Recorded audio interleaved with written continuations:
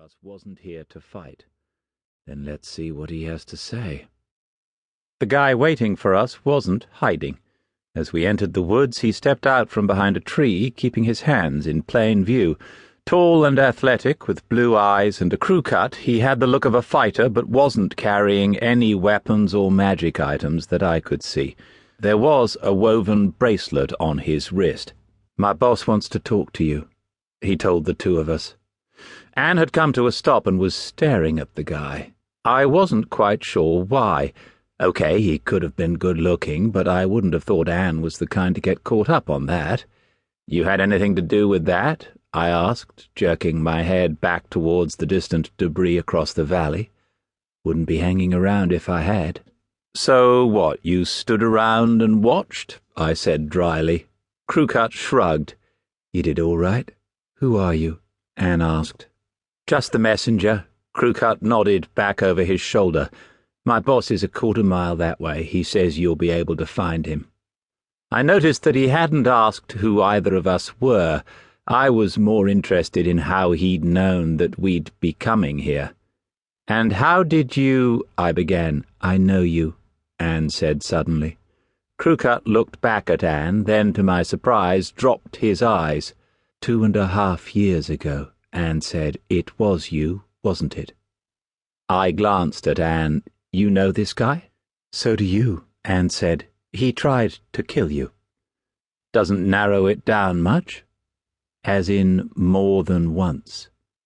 "You're going to have to be more specific." 3 years ago. "More specific." "In the summer." "More specific."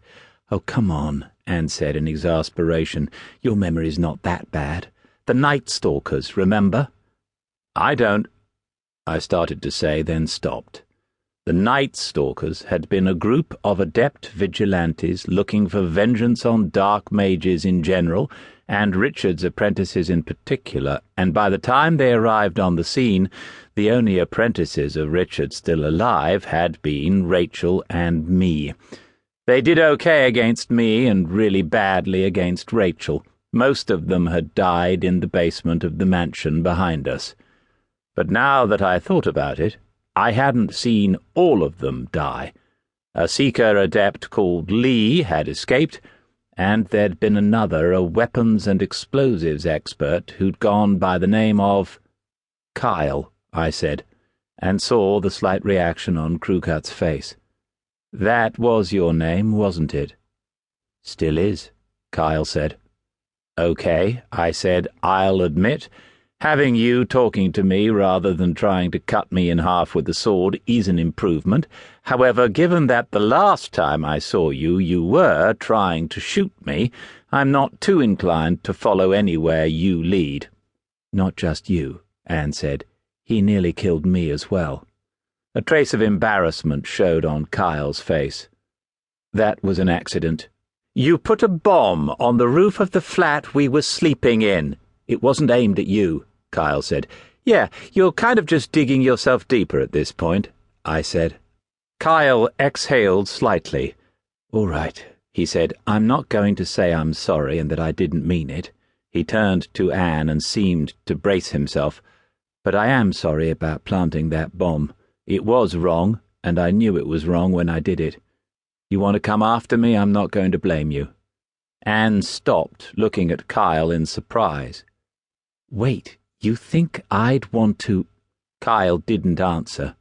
"Okay," I said. "I think Anne and I need to have a word." Kyle stood with his arms folded as I touched Anne's shoulder to lead her away through the trees. "Is he telling the truth?" I asked once Kyle was out of earshot. "I think so," Anne said. One of the side effects of Anne's abilities is to make her pretty good at reading people. Few people are cold-blooded enough to lie to your face without tensing up. "You don't think the Night Stalkers are still around?" "No, they're gone." The leader of the Night Stalkers had been an adept named Will. He'd died in that mansion, and without him the group had fallen apart. "I think I know which boss he's talking about. You haven't met him, but his word is good. Do you want to go?" "With Kyle?" Anne thought for a second, then shrugged. "Well, he said sorry. That's more than most of